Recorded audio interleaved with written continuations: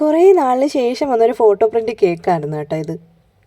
ഞാൻ ഈ ബേക്കിംഗ് ഒക്കെ ചെയ്ത് തുടങ്ങിയ ഒരു സമയത്തുണ്ടല്ലോ, ഇതുപോലൊരു ഫോട്ടോ പ്രിൻ്റ് കേക്ക് ചെയ്ത് കൊളമാക്കിയ ഒരു ചരിത്രം എനിക്കുണ്ട്.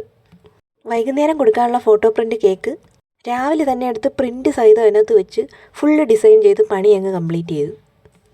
എന്നിട്ട് വൈകുന്നേരം കുറച്ചുകൂടെ നേരത്തെ ചെന്ന് കസ്റ്റമറെ വിളിച്ചിട്ട് പറഞ്ഞു, കേക്കെല്ലാം സെറ്റാക്കി വെച്ചിരിക്കുക, ഇറങ്ങിക്കോളാൻ പറഞ്ഞു.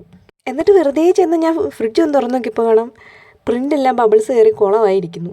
പിന്നെ ഒന്നും നോക്കിയില്ല, ഒരു പാലറ്റ് നൈഫ് എടുത്തോണ്ട് വന്ന് ആ പ്രിൻ്റെല്ലാം മെല്ലെ ഒന്ന് ടച്ച് ചെയ്തൊന്ന് താത്തു കൊടുത്തു. അത്ര എനിക്ക് ഓർമ്മയുള്ളൂ. അതോടുകൂടി ആ പ്രിൻ്റെല്ലാം എൻ്റെ കൂടെ ഇഞ്ഞ് പോരുന്നു.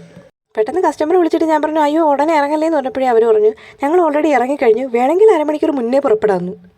പിന്നെയുള്ള അവസ്ഥ അറിയാമല്ലോ, രണ്ടാമതും പോയി പ്രിൻ്റ് എടുത്തുകൊണ്ട് വന്ന് കേക്കിനകത്ത് വെച്ച് ഏകദേശം സെറ്റാക്കി കൊടുത്തു കേട്ടോ. പിന്നെ ഈ കേക്കിൻ്റെ കാര്യത്തിലെന്ന് പറഞ്ഞാൽ കസ്റ്റമറിന് ഒരു കണ്ടീഷനേ ഉള്ളായിരുന്നു, ക്രീമിനകത്ത് അധികം കളറൊന്നും ചേർക്കണ്ട, മാക്സിമം നാച്ചുറലായിട്ടുള്ള എന്തെങ്കിലുമൊക്കെ മതിയെന്ന് പറഞ്ഞു. പിന്നെ ഇതിൻ്റെ ഫ്ലേവർ വരുന്നത് ടെൻഡർ കോക്കനട്ട് ആയിരുന്നു കേട്ടോ. അപ്പോൾ ഇത്രയുള്ള ഇന്നത്തെ വീഡിയോ. പുതിയൊരു വീഡിയോ ആയിട്ട് വീണ്ടും കാണാം കേട്ടോ. Okay bye.